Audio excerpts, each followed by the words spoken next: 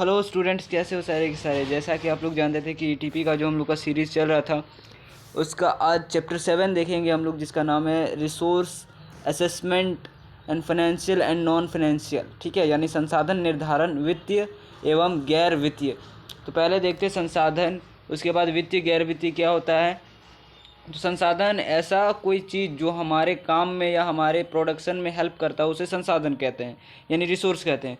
और संसाधन का जो वित्तीय एवं गैर वित्तीय बोला गया है, वित्त का मतलब होता है फाइनेंस से रिलेटेड यानी पैसा से रिलेटेड, और गैर वित्तीय का मतलब जो पैसा से रिलेटेड ना हो। सिंपल इतना अभी ध्यान रखेंगे और क्वेश्चन सॉल्व करेंगे। तो पहला जो क्वेश्चन है वो ये कहता है कि समता अंशधारियों को क्या कहा जाता है। Equity shareholder are called. तो हमेशा आप लोग ध्यान रखिएगा कि जो बिजनेस का इक्विटी शेयर होल्डर होता है, शेयर तो दो तरह का होता है कि इक्विटी शेयर और प्रेफरेंस शेयर। लेकिन जो इक्विटी शेयर होल्डर होता है वो कंपनी का ओनर होता है, कंपनी का मालिक होता है। जितना शेयर वो खरीदेगा उतना हिस्सा का मालिक होगा। नेक्स्ट नंबर क्वेश्चन हम लोग देखेंगे कि चालू संपत्ति को खरीदने के लिए आवश्यक कोष किसका एक उदाहरण है।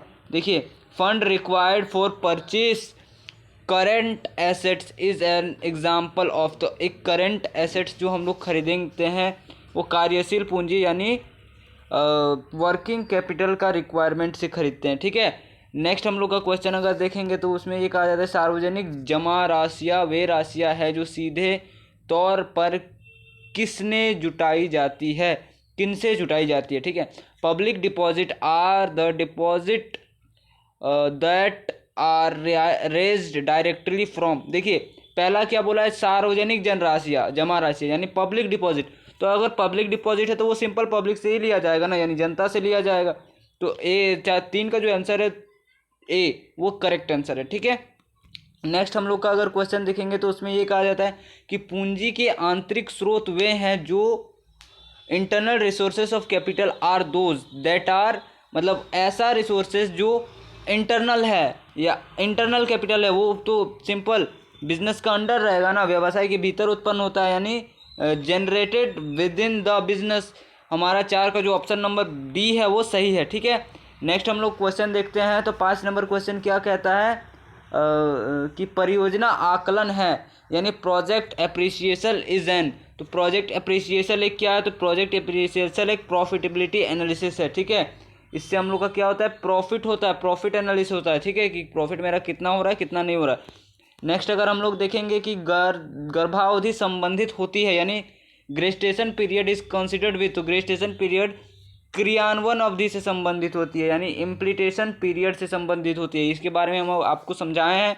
चलिए नेक्स्ट 7 नंबर देखते हैं। शुद्ध वर्तमान मूल्य विधि संबंधित है यानी NPV method relate with. NPV method किससे रिलेटेड करता है, तो सभी वर्तमान मूल्यों से यानी all present value of money से। ठीक है, प्रेजेंट वैल्यू ऑफ मनी से रिलेट करता है क्या, एनपीवी मेथड।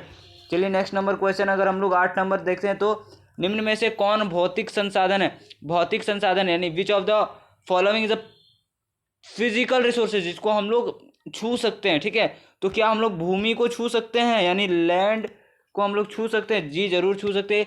यंत्र यानी प्लांट, इसको छू सकते हैं, हाँ छू सकते हैं। मशीन को छू सकते हैं, जी छू सकते हैं। तो ये सारे चीज हमारा एक क्या है, फिजिकल रिसोर्सेज है। तो चलिए नेक्स्ट नंबर क्वेश्चन हम लोग देखते हैं कि निम्न में से कौन सा संसाधन बाकी सभी संसाधनों को सक्रिय रूप देता है यानी which of the following resource actives all other resources. तो कौन सा ऐसा संसाधन है जो बाकी सभी रिसोर्स को एक्टिवली करता है। तो सबसे जो मेन संसाधन है वो मानव संसाधन है। यानी अगर आपके बिजनेस में कोई कर्मचारी ही नहीं रहेगा तो आपका कौन सा टेक्निकल रिसोर्स काम करेगा, कौन सा फाइनेंशियल रिसोर्स काम करेगा, कौन सा फिजिकल रिसोर्स का यूज़ होगा।